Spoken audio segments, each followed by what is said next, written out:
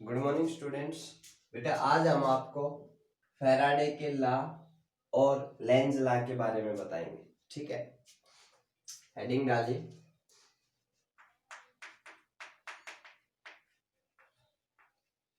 Faraday law of electromagnetic induction. कल हमने आपको बताया था कि 3 एक्सपेरिमेंट के बारे में, और उन एक्सपेरिमेंट से फैराडे सर ने 2 लॉ दिए हमें इलेक्ट्रोमैग्नेटिक इंडक्शन के। पहला जो लॉ है वो है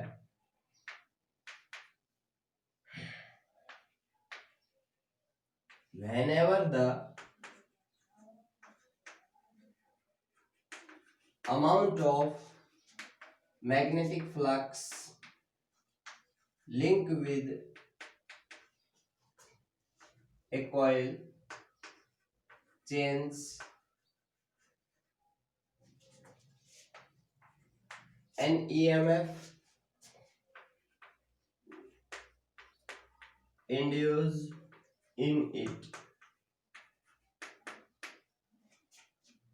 and this induced EMF lasts so long as change in magnetic flux continues। देखिए पहले समझिए इसको कि क्या कह रहा है।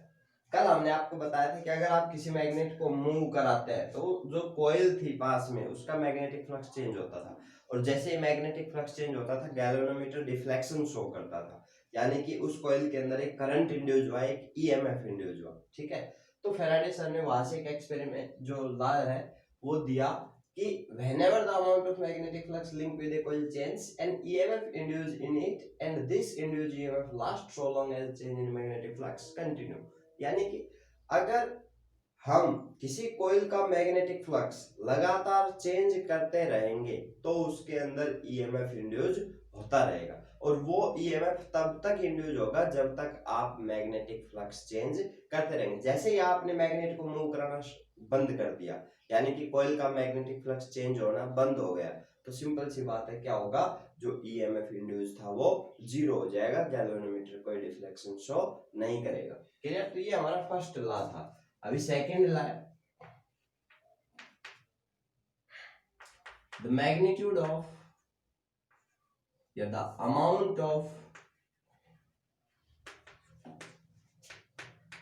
induced EMF is directly proportional to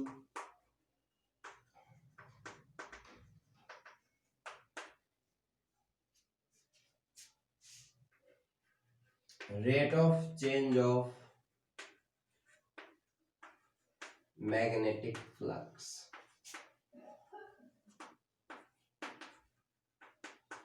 clear? यानी कि ये कह रहा है कि भाई जो ईएमएफ इंड्यूस होगा उसका जो मैग्नीट्यूड है, उसका जो अमाउंट है, वो किस बात पर डिपेंड करता है कि आप किस रेट से मैग्नेटिक फ्लक्स चेंज कर रहे हैं। अगर हम कॉइल के पास मैग्नेट को स्लोली मूव कराते हैं तो हमने कल आपको बताया था कि जो ईएमएफ इंड्यूस होगा उसकी जो अमाउंट है वो कम होगी, लेकिन अगर हम मैग्नेट को फास्ट मूव कराएं तो जो हमारी कॉइल होगी उसके अंदर ईएमएफ इंड्यूस ज्यादा होगा। यानी कि जो ईएमएफ इंड्यूस हो रहा है उसका जो मैग्नीट्यूड है वो सीधा सीधा किस पर डिपेंड करता है, वो डिपेंड करता है rate of change of magnetic flux linked with the coil.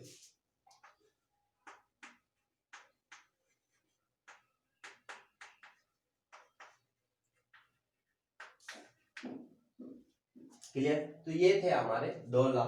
अगर हम सेकंड लॉ की बात करें तो सेकंड लॉ के अकॉर्डिंग हम इस तरीके से लिख सकते हैं कि अगर इंड्यूस्ड ईएमएफ हमारे पास ई है और जो टाइम इंटरवल है, या हम कहें कि change in magnetic flux, magnetic flux के अंदर एक स्मॉल चेंज हुआ है डी फाई, ठीक है, और जो टाइम इंटरवल है वो भी एक स्मॉल टाइम इंटरवल है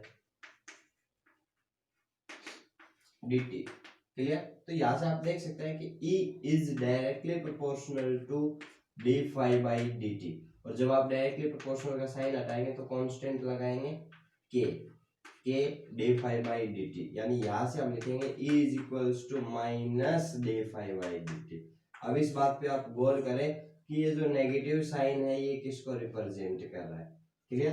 तो ये जो नेगेटिव साइन है ये किसी को रिप्रेजेंट नहीं करता, ये दिखाता है कि जो ईएमएफ इंड्यूस होगा उसकी जो पोलैरिटी है, उसका जो नेचर है वो अपोजिट होता है किसके, मैग्नेटिक फ्लक्स के चेंज होने की। यानी कि हम कह सकते हैं कि जो इंड्यूस ईएमएफ है वो हमेशा मैग्नेटिक फ्लक्स के चेंज होने का अपोज करता है, क्लियर। अगर मैग्नेटिक फ्लक्स इंक्रीज होगा तो ईएमएफ की पोलैरिटी ऐसी होगी कि वो मैग्नेटिक फ्लक्स को डिक्रीज करेगा।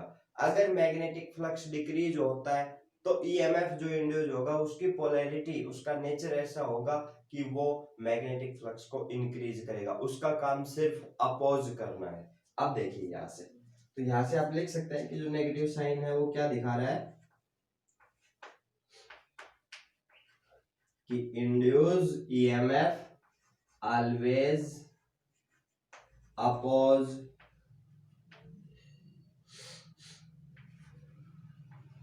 चेंज ऑफ मैग्नेटिक फ्लक्स, ठीक है। ये था हमारा फैराडे का सेकंड लॉ। यहां से आप देख सकते हैं, अगर मैं ये कहूं कि एक हमारे पास कोई भी कॉइल है, उसका जो इनिशियल मैग्नेटिक फ्लक्स है वो है φ1 और उसकी वैल्यू अगर हमें दे दी जाए 12 इंटू 10⁻³ वेबर, ठीक है। अगर 0.01 सेकेंड के बाद आफ्टर 0.01 सेकेंड जो ऑब्जेक्ट है उसका मैग्नेटिक फ्लक्स चेंज होता है और उसका जो फाइनल मैग्नेटिक फ्लक्स है जिसको आप φ2 बोल सकते हैं वो हमें दिया हुआ है 6 इंटू 10⁻³ वेबर, ठीक है। अब हमें कैलकुलेट करना है कि उस कॉइल के अंदर ईएमएफ कितना इंड्यूस होगा। तो ईएमएफ के लिए डायरेक्ट हमारा फॉर्मूला है कि E is equals to minus d phi by d t, यानी यहाँ से हम कह सकते हैं E is equals to minus φ2 minus φ1 upon time interval t। आप देखिए माइनस साइन φ2 की वैल्यू हमारे पास है 6 इंटू 10⁻³ माइनस φ1 की वैल्यू हमारे पास है 12 इंटू 10⁻³ और डिवाइडेड बाई 0.01 सेकेंड, यानी इसको मैं क्या लिख सकता हूँ 1 इंटू 10⁻² सेकेंड। अब यहाँ से देखिए 6 में से 12 गए, देन -6, माइनस साइन बाहर है तो क्या आ गया positive 6 into 10⁻³ divided by 1 into 10⁻²। जब ये -2 पर जाएगा तो ओनली क्या बचेगा 6 इंटू 10⁻⁻1, यानी कि 0.6 volt. This is the amount of EMF induced in the coil, ठीक है। अभी इसके जस्ट बाद हमारे पास आता है लेंज लॉ, ठीक है। हेडिंग डाले तो जैसा कि मैंने अभी आपको बताया ना यहाँ पर कि जो ईएमएफ इंड्यूस होता है उसकी पोलैरिटी क्या है कि वो मैग्नेटिक फ्लक्स के चेंज होने का अपोज करेगा, ठीक है। इसी को हम क्या बोलते हैं लेंज लॉ बोलते हैं। आप लिखिए हेडिंग डाले Lenz law.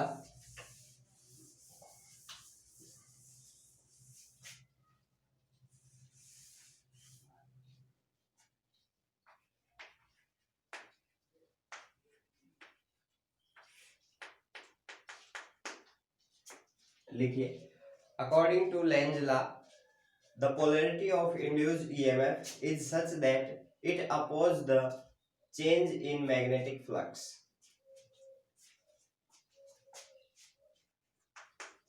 It states that आ जाओ अंदर बैठो, good morning good morning good morning, बैठो बैठो जल्दी बैठ जाओ, क्यों दिक्कत मेरा। अब देखो it states that नेचर या polarity of, it states that polarity of, नहीं मत चलाओ पंखो, It states that polarity of induced EMF is such that, बैठ जाओ तुम आराम से, ऐसे मत करो कुछ भी, 2 मिनट रुक जाओ, 5 मिनट का काम है बस। It states that polarity of induced EMF is such that it opposes the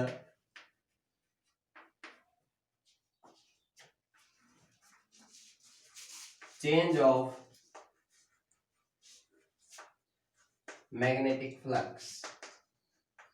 यानी कि हमारे पास क्या है कि जो ईएमएफ इंड्यूस होगा उसका जो नेचर है वो ऐसा है कि वो मैग्नेटिक फ्लक्स के चेंज होने का अपोज करेगा, ठीक है। इसी को हम क्या बोलते हैं, लेंज लॉ बोलते हैं। अब देखिए इसको समझिए, इसका एक्सप्लेनेशन है हमारे पास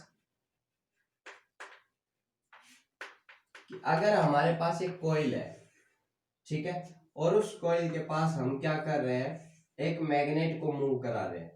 ये मैग्नेट का नॉर्थ पोल है और ये मैग्नेट का साउथ पोल है।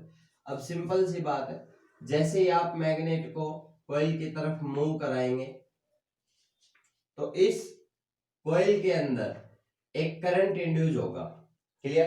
अब ये कहता है कि जो करंट इंड्यूस होगा, जो ईएमएफ इंड्यूस होगा, उसकी पोलैरिटी ऐसी होगी कि वो इस नॉर्थ पोल के पास आने का अपोज करेगा। अब देखो नॉर्थ पोल के पास आने का अपोज कौन करेगा, दूसरा नॉर्थ पोल, क्लियर। तो दूसरा ये जो पोलैरिटी होगी, जो ईएमएफ इंड्यूस होगा, वो उस डायरेक्शन में होगा कि ये जो हमारी कॉइल है इसका ये फेस नॉर्थ पोल की तरह काम करे।